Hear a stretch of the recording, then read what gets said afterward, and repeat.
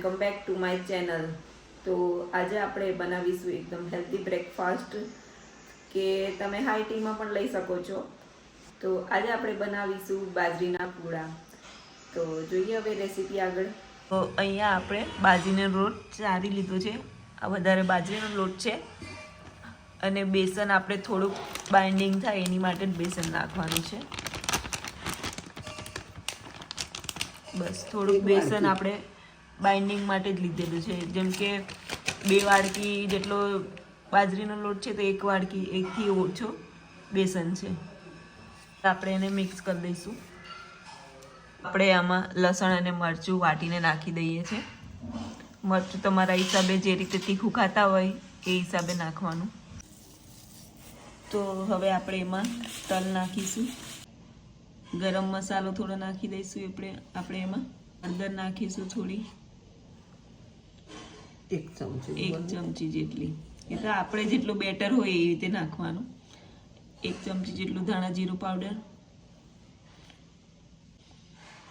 અને થોડું આપણે જીરું નાખી દઈશું અને થોડો અજમો નાખી દઈશું.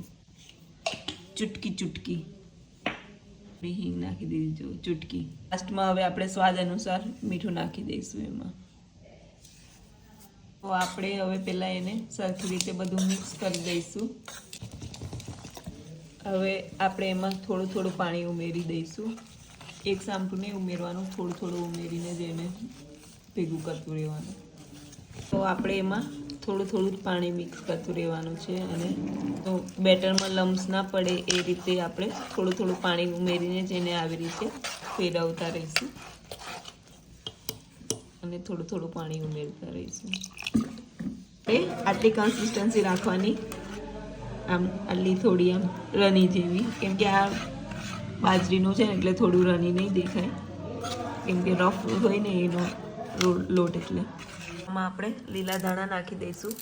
આમાં તમે લીલી લસણ પણ નાખી શકો છો, મેથી પણ નાખી શકાય. તો આપણે આમાં ધાણા સમારી લઈએ ઝીણા. તો આપણે ધાણા કાપીને બધું મિક્સ કરી દઈએ અને આપણું આ બેટર તૈયાર થઈ ગયું છે. તો આવી રીતે આપણે પહેલે થોડું તેલથી ગ્રીસ કરવાની જરૂર નહીં, નોનસ્ટિક છે તો બી, પણ મારી મમ્મી કરે છે કેમ કે બાજરીના છે ને એટલે ખબર નહીં ચોટે કે ના ચોટે, એના લીધે. જો આવી રીતે આપણે એને પાથરી દેવાના. તો અહીંયા છે ને જો, હા, મસ્ત રીતે શેકાઈ ગયું ને.